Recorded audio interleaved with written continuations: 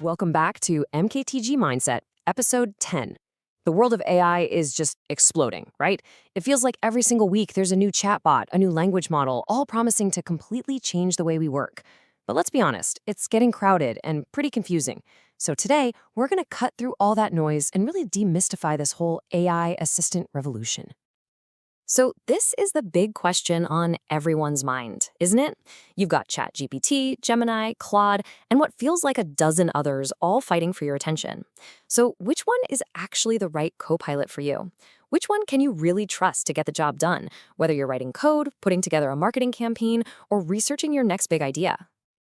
Okay, let's dive right in. We're going to start with the main event, a head-to-head showdown between the two giants that for most of us really kicked this whole thing off, OpenAI's ChatGPT and, of course, Google's Gemini. First up, creative writing. And this is where you can really see their different personalities. ChatGPT, well, it gets a ton of praise for its engaging, human-like, and super creative style. It'll use emojis, a bit of humor, it feels conversational, perfect for social media or storytelling. Gemini, on the other hand, is much more the professional. It's structured, it's formal, it's your go-to when you need a clear, organized product description or something a bit more buttoned up. Now, what about for all you developers out there? When it comes to general coding tasks, a lot of users seem to lean towards ChatGPT. They say its code is cleaner and it even gives better UI design suggestions. But, and this is a huge but, if you live inside the Google ecosystem, maybe developing for Android or using Google Cloud, then Gemini's deep native integration gives it a massive leg up. It really just comes down to your specific workflow. Okay, this next one is a biggie. Real-time research is where the differences between these two really shine. This is where Gemini's home field advantage is just undeniable. It plugs directly into Google Search, so it can pull incredibly fresh, relevant news, giving it a huge edge. ChatGPT uses Bing for search, but some tests have shown it can pull up information that's a month old, or even older. And in today's news cycle, that's basically ancient history. So let's just break this down at a glance. User ratings put ChatGPT a little bit ahead. But look at that context window. Think of that as the AI's short-term memory. Gemini's is absolutely enormous, over 1 million tokens. That means it can process entire books or massive code bases all in one go. ChatGPT tops out at 128,000. For big, complex tasks, that's a game-changing difference. Okay, so it's pretty clear this isn't just a two-horse race anymore. Beyond the big giants, there's this whole new wave of specialized AIs popping up, and each one has its own unique strengths for specific jobs. You wouldn't use a hammer to turn a screw, and the same logic really applies here. So let's meet the A-team of specialists. You've got Claude, which is basically a writer's best friend, known for just exceptional human-like writing. Then there's Perplexity, a total research powerhouse. It's a true answer engine that actually cites its sources. Grok has real-time access to X, which makes it the undisputed expert on what's happening right now. And DeepSeek is making a name for itself in academic work. And as we're about to see, picking the right specialist isn't just about cool features. It's also about getting information you can actually trust. But with all of this incredible power comes a very real and often hidden danger. Before you dive in and start using any of these tools for important work, we absolutely have to talk about the AI hallucination problem.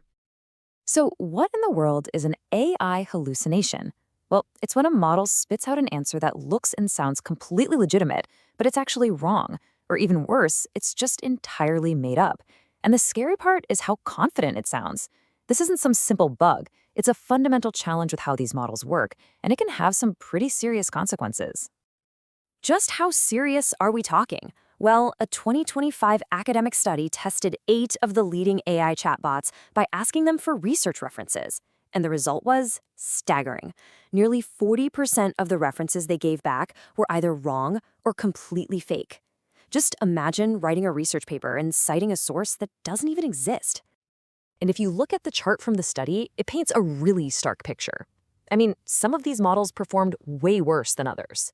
Microsoft's Copilot fabricated a shocking 100% of its references in this test. 100%. Perplexity and Claude also had really high rates of wrong answers. It's a powerful visual reminder that you just cannot blindly trust these tools for factual information.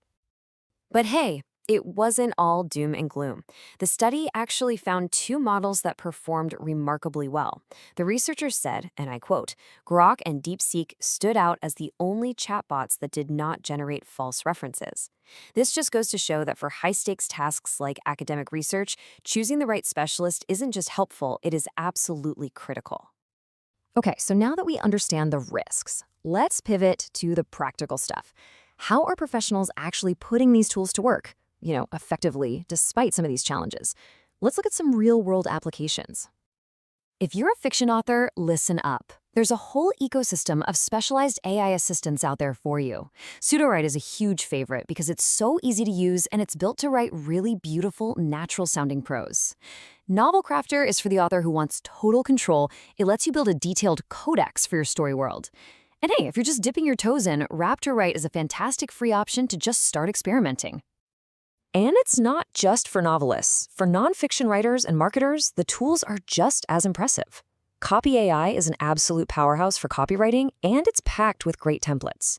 WriteSonic is amazing at crafting that snappy, short-form copy that's perfect for social media. And for all the marketers out there trying to climb those Google rankings, Phrase.io is a powerful tool built specifically for SEO-optimized content. So, after all the comparisons, the risks, and the real-world pools, it all kind of comes down to this. How can you build a smart, safe, and effective strategy for actually working with AI? Look, it really all boils down to a super simple three-step strategy. Step 1, define your goal. Know exactly what you need to do. Are you writing a story, coding, researching? Be specific. Step 2, pick your specialists.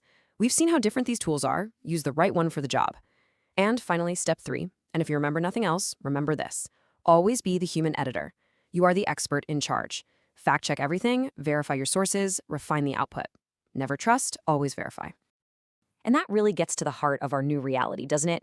AI isn't here to replace your expertise. It's here to amplify it.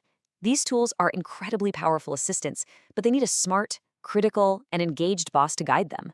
So the real question isn't which AI is best, but are you prepared to be the expert boss? Thank you for listening, and see you in the next episode.